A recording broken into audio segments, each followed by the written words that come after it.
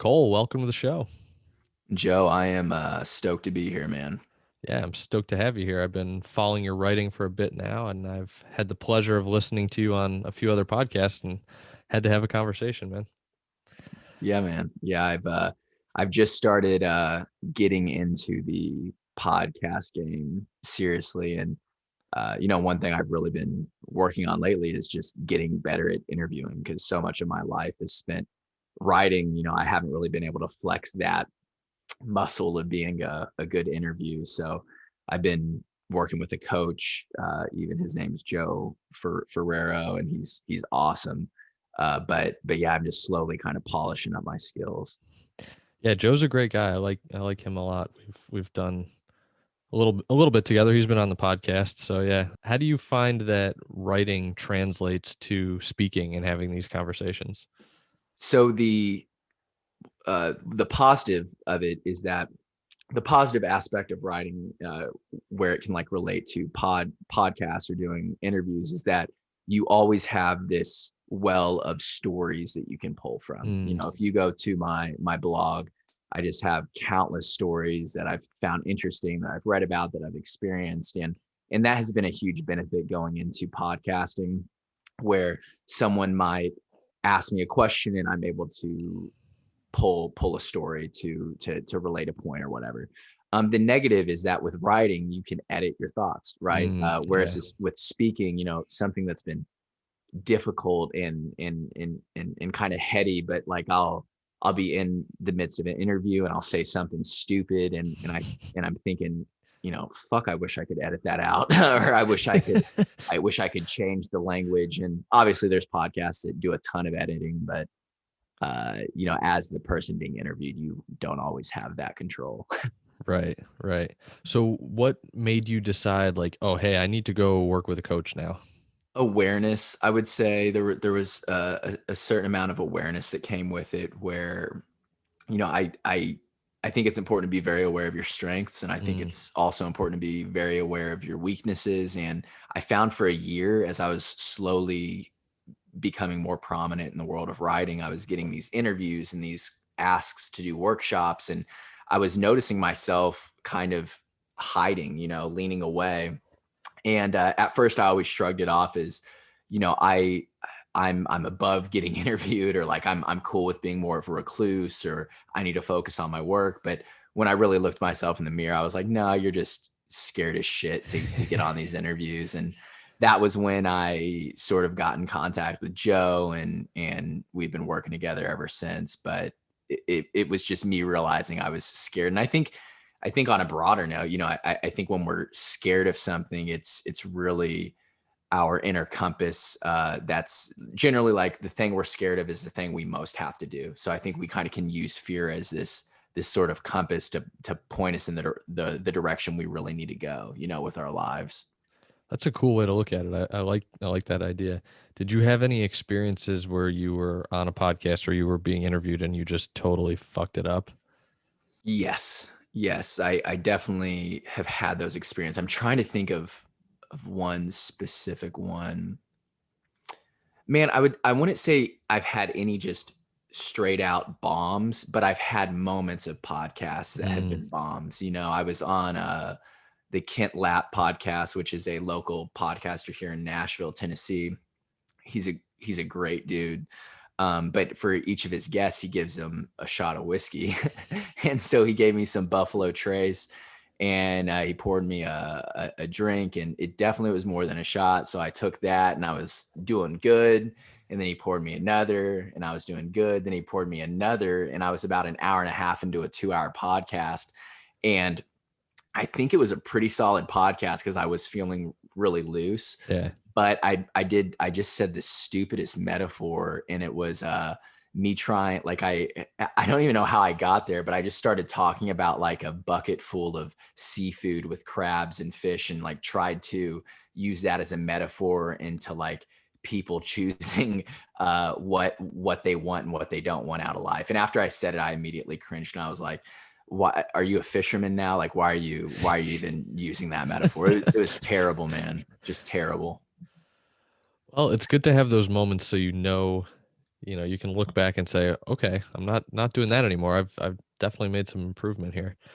Sure. Yeah. I mean, I kind of call them fever dreams, right? Where I don't know if you've ever experienced this, but you'll just be chilling or driving through traffic, or maybe even like sitting in a hot yoga class or lifting weights. And then all of a sudden, for whatever reason, you have this flashback to 10 years ago where you said something really stupid to a girl, or Hmm. tripped over your feet, or did something really embarrassing, and you just almost break out to a hot sweat. Yep. That's what those podcast moments are. Is, I'll listen back through them, and you have these cringe moments, and they're a kind of a painful reminder to stay on your feet, and make sure you're going into them with the right kind of energy and mentality. So what does a coaching session look like with Joe? So Joe and I become really close friends, and he'll actually kill me since I butchered his last name. I think it's Ferraro, not Ferrero. But I'll have to clarify that with him at some point. But so we become really close friends. So generally the first 10 minutes is us just shooting the shit, Mm. catching up. And I think that's really his way of just getting me comfortable, and then from there we will do about a 20-minute session where we're breaking down the previous podcast that I was on. Mm. So he always listens to all of my podcasts, and we have a pretty transparent relationship. So if he thinks I said something stupid, or I portrayed myself in a way that he felt wasn't necessarily true to who I am, he'll be upfront and tell me that. And then we'll actually do a 20-minute mock interview where it's just a speedy sort of 20-minute interview, and he tries to, I almost would use a sports metaphor of like hitting me ground balls, and I'm just, Yeah. and he's trying to throw questions at me that I've never had before. So just keeping me on my toes. And then we close out with the last 10 minutes of sort of preparing for the next interview that I have up.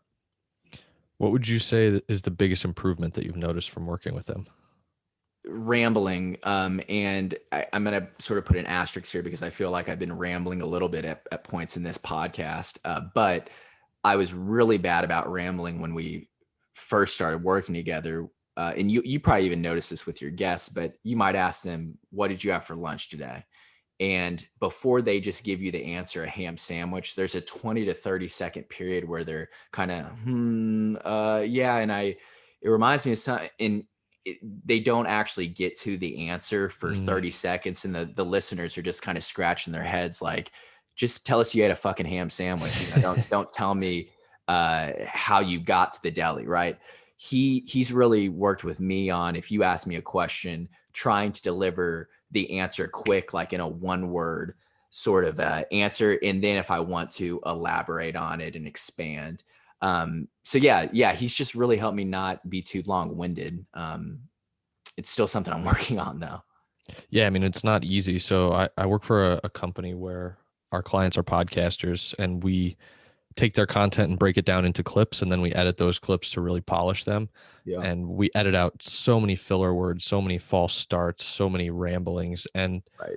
the guests that are on these shows are, polished, intelligent people. So it's not just something that comes naturally really to anyone. I think it has to be practiced over and over and over again. Is there a specific type of person that you would recommend like this coaching for? I would say you want to be someone that's doing a podcast interview a month. Yeah. I think Joe's really, really fucking talented at being a coach. He coached baseball for a long time.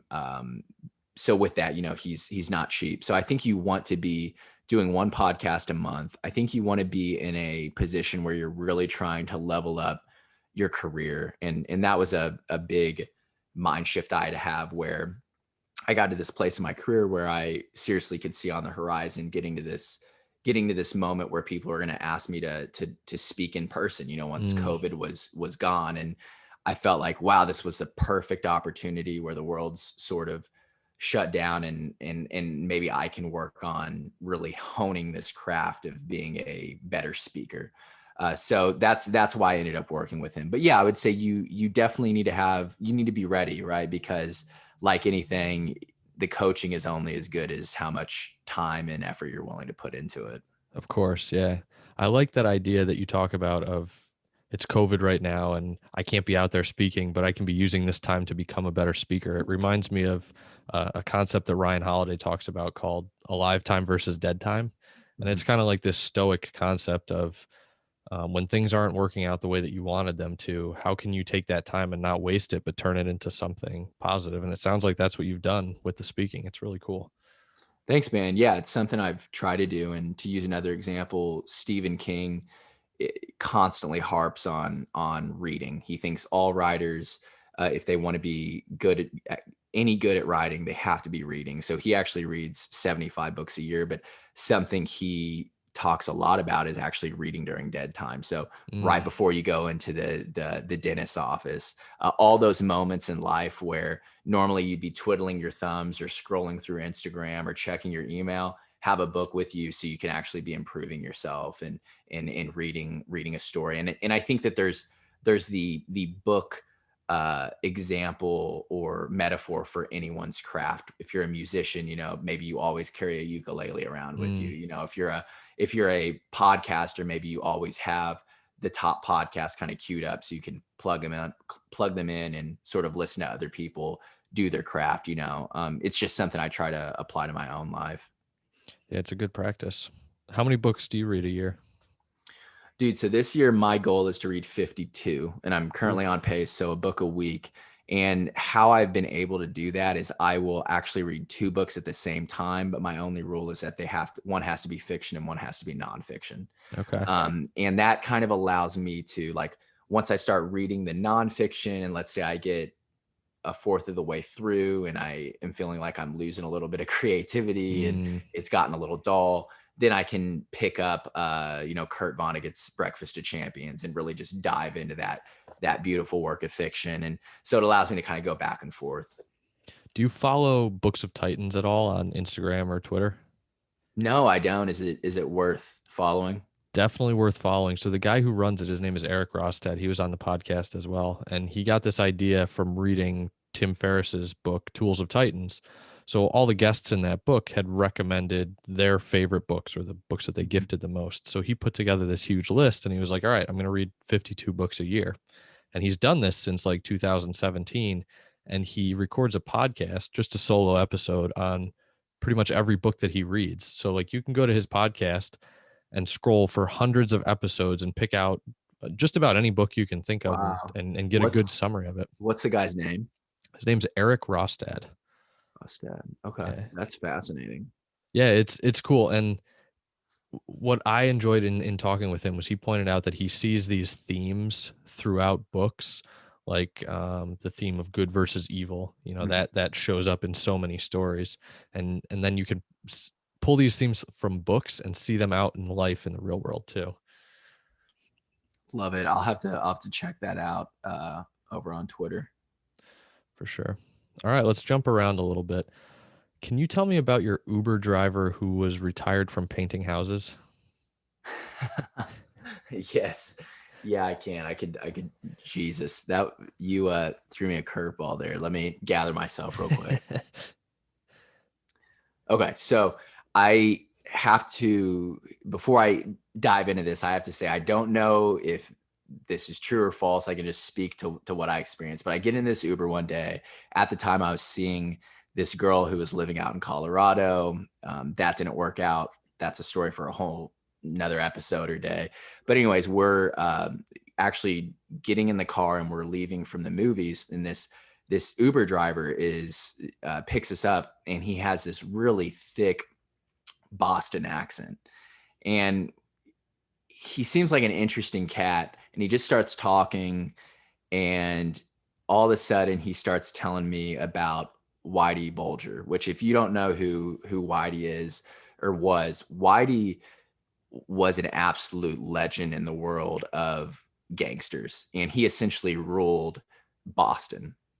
And a big reason that the FBI was ultimately able to take down the five families was because Whitey was an informant for Mm. the FBI, which created this whole other issue where the mafia and gangsters were really supposed to be loyal to their kind, loyal to crime.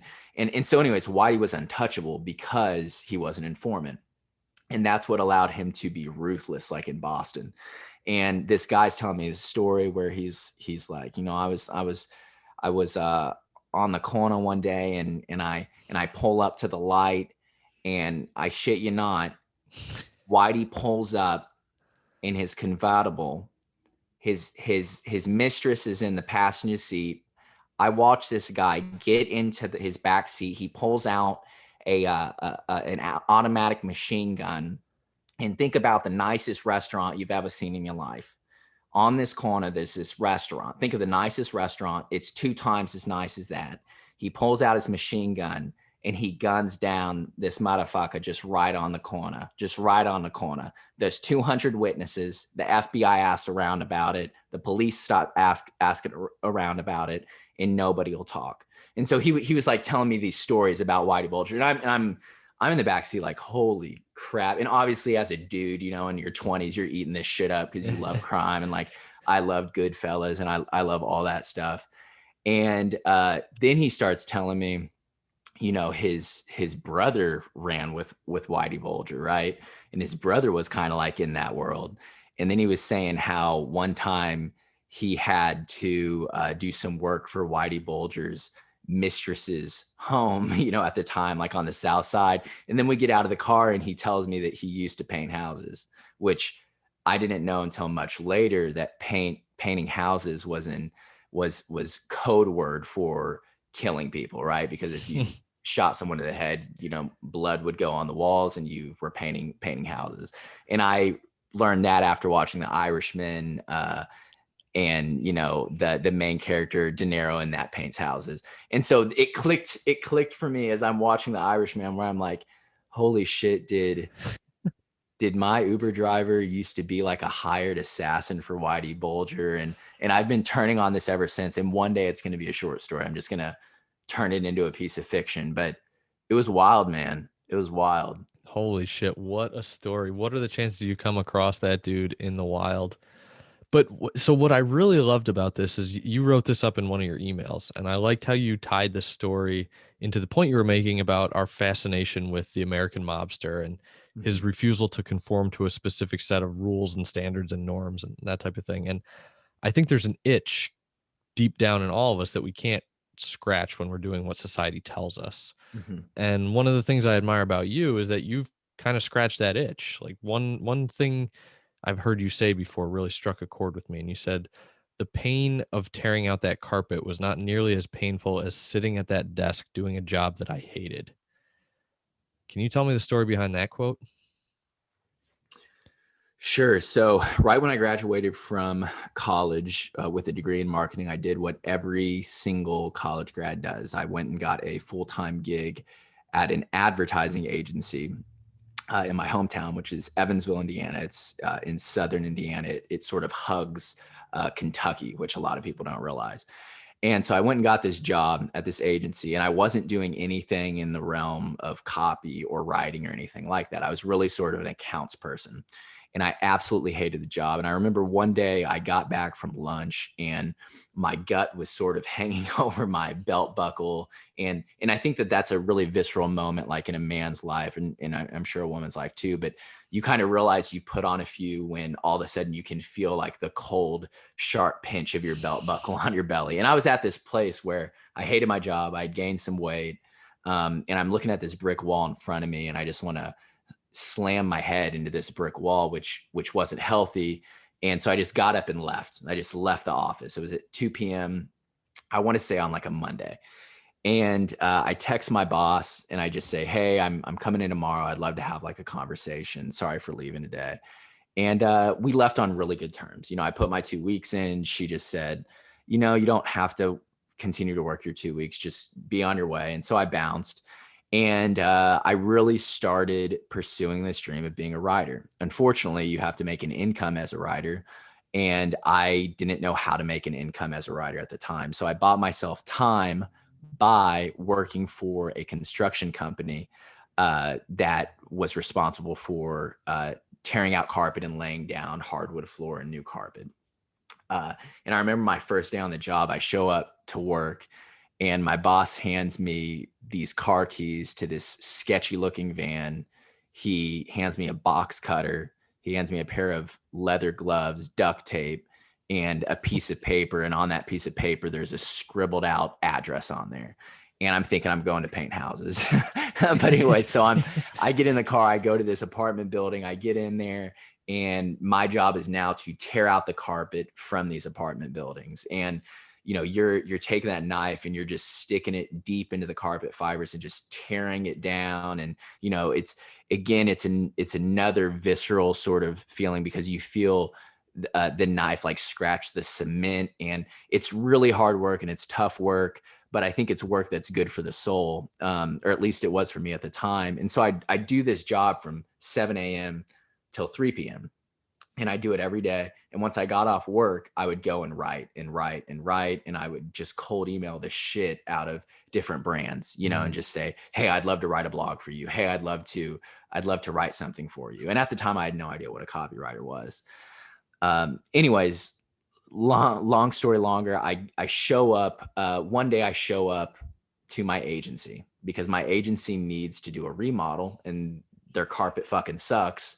And we're the guys in town that rip out carpet. And I show up to this agency, and my heart drops, right? I'm in my car and I remember calling my dad and being like, Dad, I don't even want to go in here right now, and I can't remember what he said, but my dad's definitely, he coached me for a decade, and he definitely is one of those dads that thinks you should lean into the hard shit. And so I walked in there, and for the next 4 or 5 hours, I'm tearing out carpet, and I see my colleagues who I'd worked with, right beside me.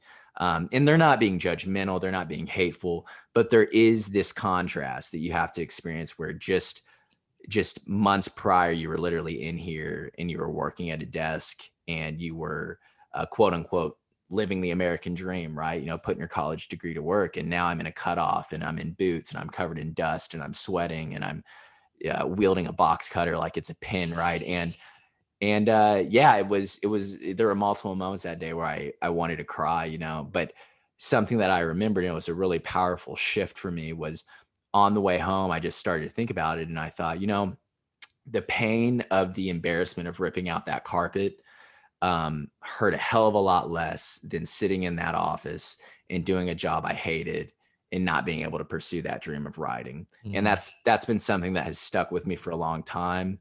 And I think it's a reason I have such a I don't give a fuck mentality when it comes to writing, because worst case scenario, people cancel me and I go back to ripping out carpet and I continue to write the shit I want to write. I've been to that lowest of the low, and I'm not necessarily afraid to return back there, Yeah, that's a good place to come from, I think. So from the time you quit that job at the agency and then you're ripping out carpet and, now you're a writer, you're making a living from doing what you love to do. What was that time period like until you got to the point where you're like, okay, I can actually make a living doing this? Sure. So one thing I'll say is I got incredibly lucky in having just two amazing parents. Like, my mom and dad are great. And they let me move in with them free of charge. We've always had just an amazing relationship. And that's something I recommend every young person do if the opportunity is there. I had someone on Twitter tweet out today, if you're older than me, please give me advice because I'm about to graduate in a week. What's one thing you did right after graduation that really helped you? And one thing I said is, don't fall into this pressure of having a nice pad, and paying a bunch of money just to like keep up with the Joneses. Instead, just race to get 10K in the bank, because as soon as you get 10,000 in the bank, now all of a sudden you have the freedom to kind of choose your career a little bit. Or if you hate your career, you have the freedom to move on to a different career. Unfortunately, like when you're paying a bunch of money on rent and nice clothes and all this shit right after college, you don't have that freedom. So my parents gave me that gift. And really for about 2 years, I lived at home and I just, I'd tear out carpet during the day and then I'd bust my ass on copy. And by the second year, I was making enough money writing copy that I no longer had to tear out carpet. And I think like the first year I made 20K writing copy, you know, and then the second year I made 45 to 50K writing copy. And then it just continued to keep going up from there. And at the 3 year mark, I moved to Nashville and my life just kind of changed, you know. That's awesome. That's an inspiring story for, anybody who wants to do anything that's a bit creative or a bit different than the norm, work for yourself, not slave for the man. So I appreciate that you're able to share that. Ira Glass talks about this frustration that creators experience when they first start creating, whether it's writing or podcasting or painting, whatever it is. They have good enough taste to realize their own work isn't very good, but they don't yet have the ability to create work that they're proud of. Did you go through a similar transition in your career? Absolutely. And dude, I have to applaud you because you're just fucking teeing me up, man. So thank you. But yes, I went through this exact same transition. And I think it's important for every creative or really anyone doing anything that requires creativity to think about. The reason you get into that vocation is because you have just incredible taste, right? And that's what I had with writing. I wasn't a very good writer, but I had great taste in writing. I'd read a bunch of books. You know, I'd read Hemingway. I'd read these writers where I was able to consciously understand this is really, really good writing, right? And it's almost like the kid who has never cooked a grilled cheese sandwich, but has eaten at Michelin star restaurants. Mm. And now his parents are out of the house and he has full reign to cook his dinner, and he goes to cook his dinner and it tastes like absolute shit. Right. And he's frustrated and he says, well, I'm never going to cook again, but he has to cook again because otherwise he'll starve and die. Right. So he's forced to get to that place. It's kind of the same thing for creatives, but if you just choose not to create, it's not like you're going to starve to death and die, you know? So Right. there's less pressure there, right? You have more of you're off the hook in a lot of ways. Right. So when I first started writing, that was something I was really frustrated with, where I'd read something by Hemingway and then I'd turn around and write. And I think, man, this is just shit. And the truth is it is shit. Mm. And so you have to give yourself, once you enter into a new vocation, you have to give yourself 1, 2, 3 years to really allow your abilities to catch up with your tastes. Mm. So, and I would use like your good taste as reassurance that you're doing the right thing. So if your Yeah. taste is at a 10 out of 10, your skill when you start out might be at a 2 out of 10. Just give yourself time to get to 3, 4, 5, 6, and you'll slowly work your way up. So what did putting in the reps look like for you? Was it, I'm going to write 1,000 words a day, I'm going to publish 3 articles a week? What got you from that 2 to wherever you consider yourself to be now? Obviously closer to a 10. Moxie. So Kurt Vonnegut was just an astounding science fiction writer. And one thing that he writes about in his book on writing was that great writers compared to just good writers had something that the good writers didn't, and that was moxie. And it was this refusal to go unread. And that was something that I had from a very, my very early 20s, was while I kind of sucked at writing, I refused to go unread. I was emailing 100, 200 people a week just to try to talk them into giving me a shot to write one of their blogs. And with that, I was publishing everything I was writing, which I don't necessarily think is the right move, but I was getting on this schedule where I was writing a blog every single day. I was sending out 10, 15, 20, 30 emails every single day. I was constantly writing, and I wasn't just putting it in a notebook and shutting the notebook and putting it in a dusty drawer, right? I was actually hitting publish, I was shipping it. And I think sometimes when you continue to ship day in and day out, it almost creates this resistance where it becomes more painful not to do it than it does to do it. Seinfeld has a really interesting idea and theme around this, where he calls it "don't break the chain." But when he was first starting out writing jokes, he had this big calendar that he hung on his wall, and he'd put a Sharpie X through Monday when he wrote a joke on a Monday. And then on Tuesday, when he'd write his next joke, he'd put another X. Then on Wednesday, when he'd write a joke for that day, he'd put another X. And what he said is that as he added X's, right, to those days, he could see this chain, like this physical chain sort of forming on the calendar. And all of a sudden, when it came to Saturday and he has 6 X's and he has this beautiful chain and he feels like, hey, I want to go get fucked up with my friends and not sit down and do my writing for the day, it becomes painful to break that chain because now you have to see this gap in the calendar. And I think that we all have to do that as creatives, almost play these games with ourselves to make it really painful not to do the work. Man, Seinfeld is a master of his craft, and I love that example. That's a good one. Oh man, dude, he's on another level. How has poetry affected your nonfiction writing, both reading it and writing it? So my entrance into poetry was really interesting. So one day I started writing it and I just didn't stop. I mean, now I'm sitting on, I want to say 2,000 to 3,000 poems that will eventually work their way into, a 5-book collection. I'm 3 books in, and so it really felt like it was something I was put on earth to do, or like this conversation that I had just been bottling up inside myself for so long. But where it's informed my copywriting is that I don't really view myself as writing copy for brands anymore. I call it that because you can't tell a brand, hey, pay me $2,000 to write poetry for you, right?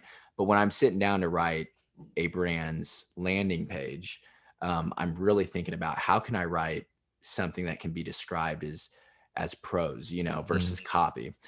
So I think that it has allowed me to take a completely different approach to writing, where I'm trying to write something that could go in a book rather than write something that's just simply there to convert sales, and it's allowed me to do some really great work. Like here, I'll give you an example. So I got hired by this brand called Last Crumb recently. It's here's kind of an image of it. But it's a cookie brand, and each cookie goes for $15. Like each cookie is $15. And so they hired me, and they're like, we don't have much of a budget, but we'll give you full creative control. You can just fucking run. And I said, okay. And so I started naming all the cookies. So I named like 12 cookies, and like this one's called Netflix and Crunch, and it's a cinnamon toast crunch cookie. The chocolate chip cookie is called the Better Than Sex cookie. The chocolate lava cake cookie, the floor is lava cookie. So sort of like a hat tip to childhood. Yeah. And the peanut butter cookie is called the Monroe, because a lot of people don't realize it, but there's a secret society of like peanut butter lovers, and like Bill Clinton is in it and Marilyn Monroe is in it. So it's like the Monroe. And most people, when they think of like a description for a product, they're thinking, okay, I'm going to write, for this cinnamon toast crunch, they might write, the cinnamon is decadent and it will light your taste buds up. And it's just like a very standard description. But for this, what I wrote, and this is, again, because of like my background in poetry and prose, but this is the description I wrote. We've all Netflix on pause, tiptoeing into the kitchen and rifling through the cabinets until we stumble upon a box of cinnamon toast crunch, glowing like a dream come true. We pour a heaping bowl, swing open the fridge, and to our horror, spy not a drop of milk anywhere in sight. We're in denial. We search in desperation, tears in our eyes. Cinnamon toast crunch hits differently without milk. That's why we've made a cinnamon toast crunch cookie with a vanilla milk swirl included. You're welcome. So people are going to pick this up and they're going to read it, and now it like adds to the experience of like eating the cookie, right? And so that's where I think like the poetry helps. Is I'm not viewing this shit as a copywriter. I'm viewing it as like, if I'm pretending to be Hemingway and someone were asking me to write advertising and told me to have as much fun as possible, what are you going to write? And that, I think, is kind of what comes out. That's really cool. I like how both in that copy that you just read us, that prose, and in a lot of your writing, you pull out an experience that people can identify with. Like everybody knows the feeling of that late night trip to the kitchen when you've got the pancakes but no syrup, or the cookies but no milk, or whatever, and you're like, fuck, I just want this thing. And you are able to pull that out, and I think people identify with that, and that's what makes writing really good. And you did this exact thing in my favorite piece of yours that you've written, titled Shaking Hands with Your Ex's Boyfriend.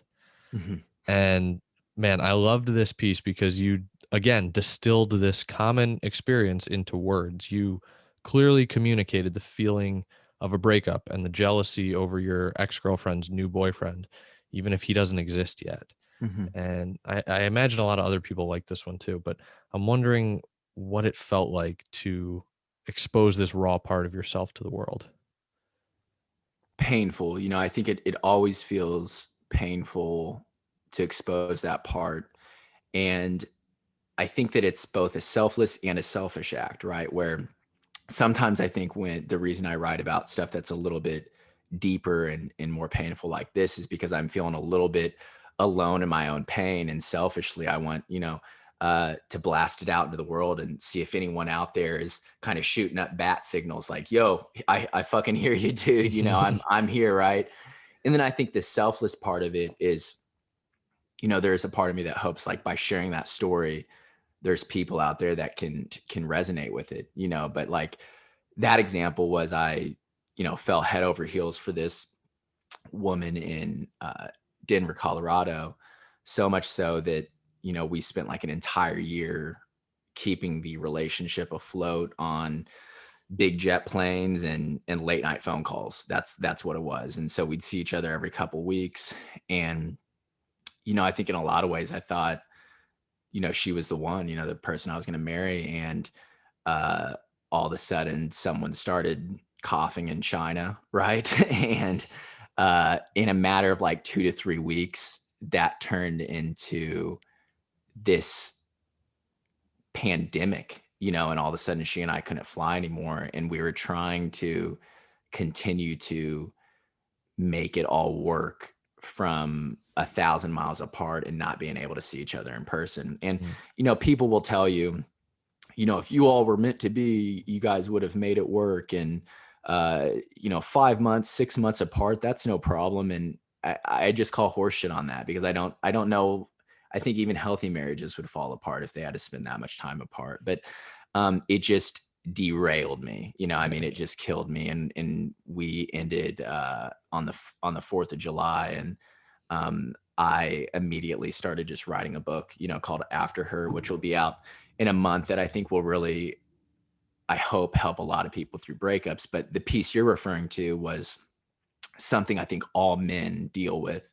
And that's when once you end with, someone you deeply love, it's very, very natural to start creating in your mind who her next lover is going to be. And that lover is always going to be someone that's better than you. And the lover for me was someone who had a full head of hair and wasn't starting to bald at 28. It was someone who maybe had a sharper jawline that he didn't feel like he had to cover up with a beard. It was someone with a bigger dick. It was all these things. And um, where I tried to kind of close up the piece in like this beautiful and what I hoped like peaceful way is you eventually have to get to this place where you think about this man and you are comfortable with walking into a room and sitting across from this man and learning to see him as a human and hopefully learning to respect him and hopefully learning to laugh with him and hopefully learning to get to this place where you can stand up from your seat, walk across the room, stick out your hand, shake hands with him, and then exit stage left because it's now his show. It's Mm. now him and her. And that was that piece. And it was painful, but I hope for like a lot of readers, it was able to kind of bring some peace to, this beautiful but very challenging part of our lives. And that's falling in and out of love. What kind of feedback did you get from that piece? Great feedback. Yeah, I think everyone who read it, I had multiple people. I had a woman who had been a longtime reader who's married and has kids and is in a very happy marriage. She had told me like in her email, but she even said, thank you for this. I have a love like this in a past life, that I thought I was going to marry. And I just want you to know that you can have both in a lot of ways, where you can have that pain of losing that person, but you can also have this beauty of realizing like my life worked out in a really cool way, and so there were multiple pieces like that where I had a gal in India, write me and say, she's like in marketing, but she just wrote me and said, I just ended, with someone that meant this to me. So it felt good. That's one of the cool things about writing online is that you put yourself out there and you share these profound ideas and you connect with people from across the country and across the world. And it's super rewarding. It's a really nice feeling. Yeah, man, it is. And I think it's something you can only do like, you can do it with song and you can do it with art, but I think like maybe podcasts, I think writing where it's a little bit more long form, I think it Mm, makes it a little bit easier to connect with people on that deeper level sometimes. for sure. Can you tell me about a guy named Bill using your copywriting course to sell his 9-year-old couch? Bill is an absolute G. He emailed me out of the blue and just said, you know, I used your course to write a Craigslist ad, and before I wasn't getting any hits on it, but then I rewrote the title and I rewrote the caption on it, and I ended up selling it for like 4 or 5 times my original asking price. And I look at this couch, and I wish I had the ad in front of me, but I've got it he right here. you got it. Yeah, How long was that ad? it wasn't that long. Actually, hang on. Let me pull it up here. Yeah, here we go. It's like, I don't know, 4 or 5 paragraphs. 4 or 5 paragraphs. Yeah, I won't make you read it, but basically Bill talks about getting married and his wife hating the couch and not respecting like how beautiful it is, and her essentially making him sell it. And what's hilarious is if you look at the picture of the couch is just heinous. I mean, like I even wrote this in the email when I shouted him out. I was like, Bill, like I have to side with your wife. The couch is fucking ugly. Um, but like his copy told this amazing story, and it found the right person, and someone who thought the couch was beautiful decided to buy it for 4 times like his original asking price before he wrote the copy, after reading my guide. So yeah, that was a fun and cool story. Yeah, I love that one. That made me smile. I mean, it seems like the perfect example of why the average person should study copywriting. Where else does copywriting come into play where we might not expect it?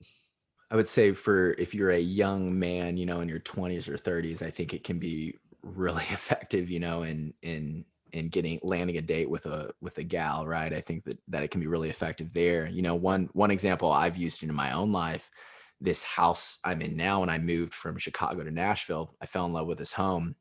And the thing about the Nashville market is everything uh even now gets like, it'll be listed at 300,000 and then it will be sold at 400,000. I mean, it's just crazy. And I had looked at 3 different homes, and all of them had gone for 50 to $60,000 above asking price, Mm, and multiple offers, right? And so I get to this home and I walk in and I'm like, oh my god, like this is exactly the home I want. And of course, it had 4 offers, and I just was like, okay, I'm gonna write the homeowner a letter. And so I wrote him a letter and essentially just talked about, I knew that the house was renovated and that it was built in the 1950s. And I just said, I know the type of craftsmanship and the type of work and thought that goes into creating something like this. I try to do it every day, like with my writing. And I just want you to know that if I can own this home, like I will always try to respect the amount of craftsmanship you've put into this. And mm. I ended up being like not the highest offer, but being the person he went with, which was Wow. really cool. So I would say that I don't like to say that copywriting can be used to persuade people, but I think it can be used to effectively communicate those things in your chest and the things on your mind that you haven't previously been able to communicate well. So that's why I think everyone should use it. I think it, in a way, can, not copywriting, but writing. I think good writing can make the world a more empathetic place. I love that. It's perfect. Cole, I like to give my guests the opportunity to ask me questions. Is there anything that comes to mind you'd like to ask me? If you weren't doing what you're doing now, what would you be doing? So another way I would phrase that, and hopefully by that question you understand why I don't run a podcast, but uh, what would be the vocation you would do if you weren't currently doing your current vocation? Yeah. Yeah, it's tough to say. I think I would be writing. I wouldn't be doing copywriting, but I think I would be writing an article every week or 3 or 4 articles a month, and I would be trying to share stories and teach lessons through those stories that could help people and connect with people. I do that already. I don't do it as much as I'd like to, and I don't make any money doing it, which is why I have a job. But that's what I enjoy doing. I like reading, and I like taking the ideas that are in my head and putting them out on the paper and seeing which of those ideas resonate with people. So that's what I would be doing. I dig it. What is your most popular, unpopular opinion? So something that you're like, I feel very strongly about this, but I'm in the minority of this area of thought. So maybe like maybe you have like this deep love of wasabi when you go to sushi restaurants. Like what's something that not a lot of people love that you really feel strongly about, that you do love? Yeah, I do love wasabi, but that's not going to be my answer. Yeah, thank Um, God. um, so this I think is an unpopular opinion, but it's becoming more popular, and it's the idea that I don't think people should watch the news. I think the news has almost no value, and I think it actually has negative value Mhm. because it's designed to draw you in and fire you up and keep your eyes on the screen. It's really not designed to inform you. If you Mhm. watch whatever news network, whether it's CNN or Fox or NBC or ABC, whatever it is, MSNBC, they all have a very specific angle, and none of them are giving you the balanced view of the events that are taking place out in the world. They're trying to sell you something basically, and by getting your information in that manner, you're not becoming more educated, you're not becoming more intelligent, you're not becoming better informed, you're becoming angry and biased and bitter. And I think it's just a very unhealthy way to spend your time. And I think too many people, especially Americans, spend too much time watching the news. And I think we'd all be a lot better off if nobody was doing that. I dig it. Last question. So when you think about like in the olden days when they would build doorways or maybe large kind of openings to like buildings, they would have something called the keystone, right? That Mm, would essentially hold all the other stones in place and kind of function as the strong point. And I forget where I read it, but I've you know what, I think it was called it's like about the habit loop, but it's about like forming new habits and stuff. But it was really interesting. But one thing they talked about was called the Keystone Habit. It's mm. essentially the one thing you do in your life that has like massive impact on maybe your happiness, your overall effectiveness. And I think that that's something I'll ask you is like, what is sort of the keystone decision you make each day, or the keystone activity or practice or philosophy that you feel like is having the biggest impact, positive impact on your life? Yeah, I think that idea comes from James Clear, the idea of the Keystone Habits. Yeah, yeah. And his book Atomic Habits is just fantastic. But for me, I mean, it's nothing earth shattering. It's exercise. I find that when I exercise 5 or 6 times a week, I'm happier. I sleep better. I think more clearly. I'm less anxious. I'm a nicer person to be around. My body looks better. There's really no downside to exercise. There's only upside. And I've never started a workout and got to the end of it and said, "Well, shit, I really wish I didn't do that." But there are plenty of other things. Like I've started plenty of Netflix shows where I'm like, "What the fuck am I doing watching Right. this?"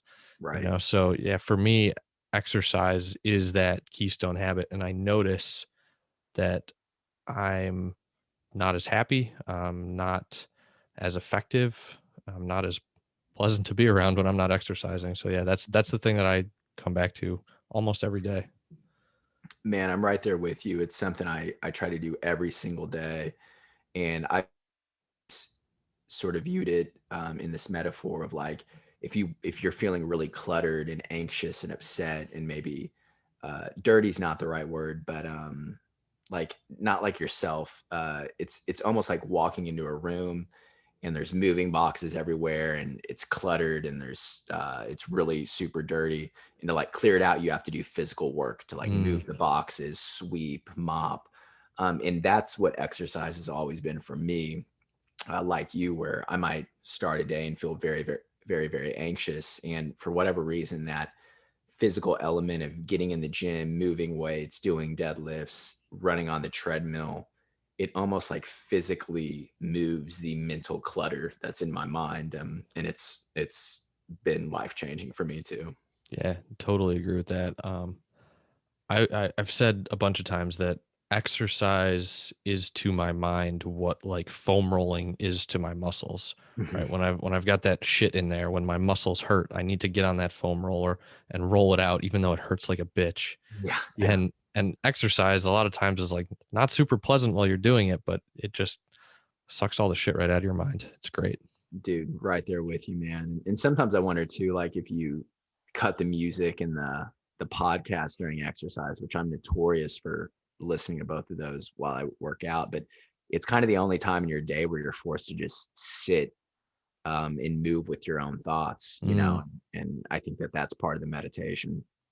Yeah, for sure. So my last guest on the show, Danny Miranda, has been doing this thing where he meditates 60 minutes a day in the morning. He'll get out of bed, sit in the chair, put his feet up, and just sit there with no distractions. He's not doing anything. He's not following his breath or doing any like weird meditation type shit, but he's just letting his mind like be in silence and letting it run and letting the thoughts unwind. And I think exercise is it has a very similar purpose, Mhm. but I want to try that because I want to see what the outcome is.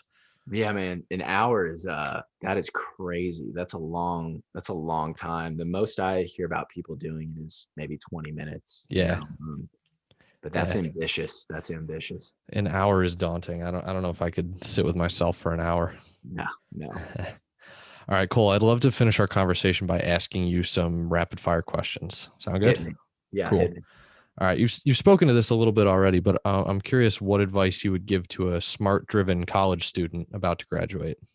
Yeah, so I spoke to it earlier, but so I'll give different advice. My advice would be do cool shit. Don't think about doing cool shit. Don't talk about doing cool shit. Just go out and do cool shit. Even now in my late 20s, I have really remarkable friends who uh, you meet up and you hear them talk about the same things each year, and it's not shitting on them. It's just like a human condition. Mm, I've talked about for the past year of doing an art wall on this empty wall out in my family room, and I just haven't done it right. Don't allow yourself to become that person in your own life when it comes to your ambitions. And what I would just tell people is if like you have the idea of like shooting a short film, hire a shit videographer for $500 and shoot the short film. If you want to pitch a client on doing this cool video campaign or this cool sort of guerrilla marketing strategy, instead of pitching them, just go do it without their permission and then send them an invoice afterwards and see what they do. Just do really cool stuff, because I think that there's always going to be room in our world for that type of person who has the moxie, the initiative to just get out there and do stuff that other people are too scared to do and are unwilling to do. love that. What's a favorite mental model you use in your life? Okay, so one mental model that I have is it's called on tilt. So poker players, when they are when they get a bad hand, right? Or when they have, well, really it's like when they have a bad hand, but let's say they have a bad hand, then another bad hand, and then another bad hand after that, they sort of lose their mojo in a lot of ways. And two things happen when you lose your mojo. You either start acting recklessly, right, to make up for the money you've lost, or you start playing overly conservative, and all of a sudden you're getting your ass beat because you're not playing like you normally should be playing. In poker, this is called on tilt. It means like you are volatile, right? I really struggle with this today, like both in my career and in my personal life, because I am a very emotional person. But the difference now versus when I was 25 was that I'm much, much better at recognizing when I am on tilt. And so what poker players will do when they get on tilt, the good ones, they're super aware of it. They'll get up from the table, and there's some poker players that'll go out in the parking lot and just start running wind sprints, to get themselves out of it. And so something that I really try to do is when I notice myself getting on tilt, like several weeks ago, I was getting on I was an hour out from getting on the Marie Forleo podcast, which was to date, probably the biggest podcast that I had been on. And I was psyching myself out a little bit. And all of a sudden my 9-month-old pit bull walked in and she threw up this puddle of green vial on the floor. And in this green vial, there was this coiled up alien looking life form just like sitting there. And I was like, and I literally wanted to puke. And so I grabbed a tissue and I took this coil outside in the sun, and the coil starts like unraveling, and it like starts kind of pulsing its tail in a weird way.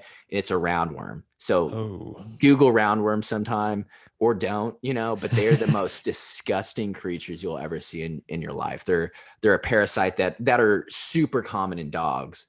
But if you see it as a human, it looks like something out of Alien versus Predator.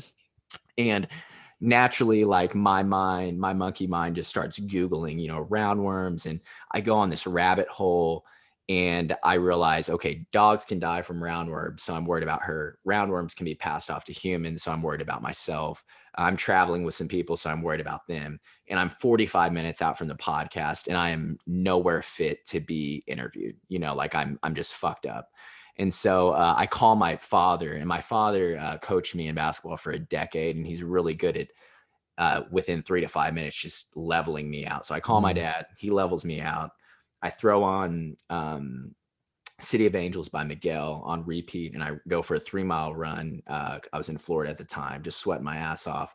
Get back, we're about maybe 20 minutes out, get in the shower, take a cold shower, get out, take 2 shots of whiskey, sit down, interview time. I'm ready. Like I'm in the right mindset. And a lot of times I think that when we're on tilt, we don't recognize it. So we try to power through it. And then we look like fucking idiots on the podcast, or we send a super angry email to someone who didn't really deserve it, or we tell someone on Instagram to fuck off like I did today. Like there's things like that happen where other people suffer because we can't put a finger on when we're not in the right mindset. So that's something I just am constantly trying to monitor, like my mental and emotional state.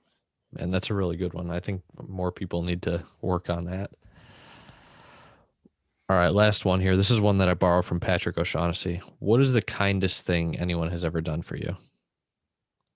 So I would say, I don't know if it was the kindest thing that anyone has ever done for me, but well, actually it was. I mentioned this earlier. I got really lucky with my parents. I hit the lottery in a lot of ways.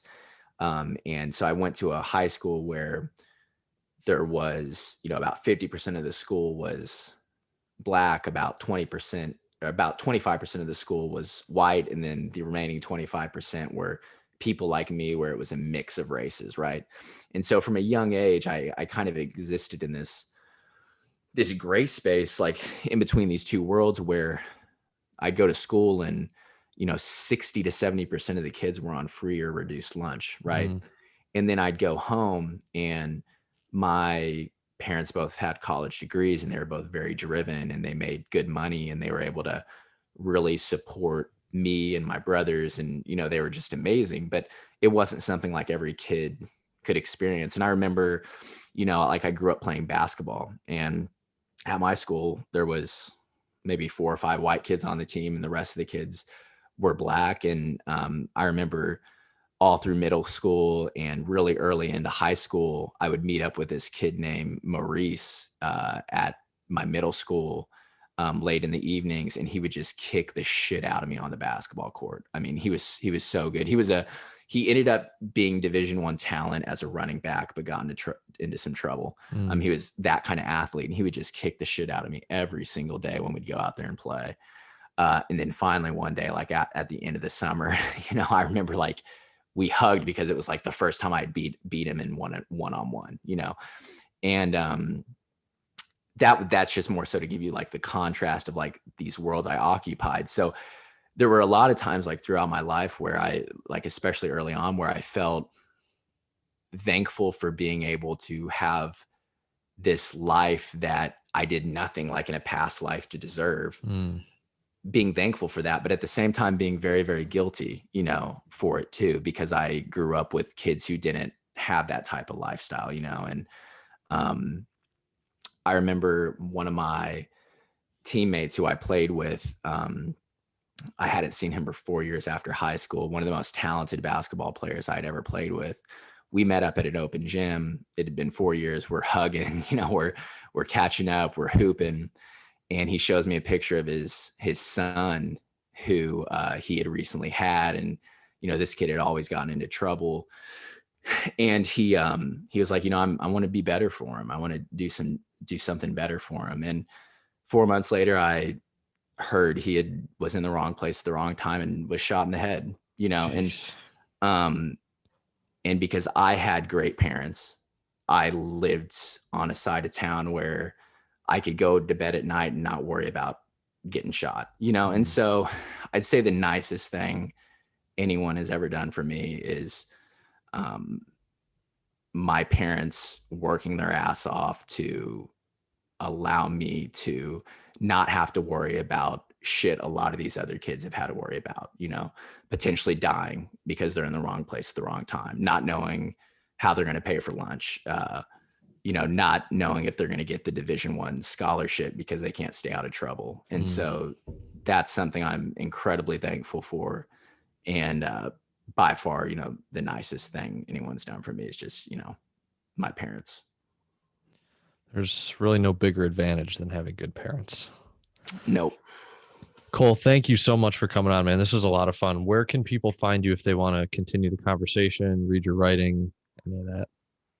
Yeah, man. So I'm on Instagram at Cole_Schafer. I'm on Twitter just at honeycopy. And then you can definitely find me just over on my website, honeycopy.com. There's plenty of tabs there, but the best place to connect is just click the newsletters in the far right-hand corner and pick one that tickles your fancy. And I'll be in touch at some point within the next week. So awesome. I'll link to all that stuff, and I got to give your newsletter high recommendation. I enjoy it a lot. Thanks, man. Thank you. Yeah, this was a pleasure. Thanks for being so fucking prepared, man. I mean, you were giving me softballs. Well, yeah, it was a lot of fun. So thank you very much, man. Yeah. Thank you.